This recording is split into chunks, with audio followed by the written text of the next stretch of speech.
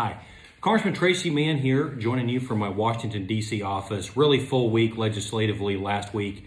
Flew back into Washington yesterday for votes all this week. A couple things last week since I joined you last. Number one, H.R. 3755, the pro-abortion bill, did pass on the House floor Friday morning. This is the most pro-abortion legislation in the history of the country.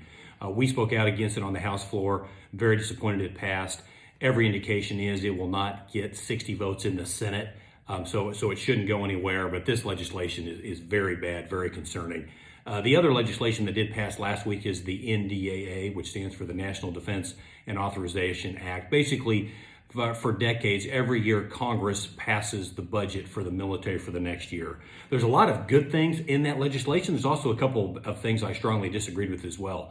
On the good side, I think the amount is appropriate. I think it positions us well to really look at how we combat and go toe-to-toe with China militarily here in the future, and positioned us well for that. It also makes sure that people, our soldiers that are not willing to be vaccinated, that it's a honorable discharge, not a dishonorable discharge. I strongly oppose these vaccine mandates in the first place. But if they're going to be in place, we need to make sure that those are as minimal as possible for our soldiers. Some other things in there that are positive overall: holds the Taliban accountable after this Afghanistan withdrawal debacle. A couple things I don't like. One of the biggest things is the red flag laws that are in there. Those laws that are in there originally are horrible.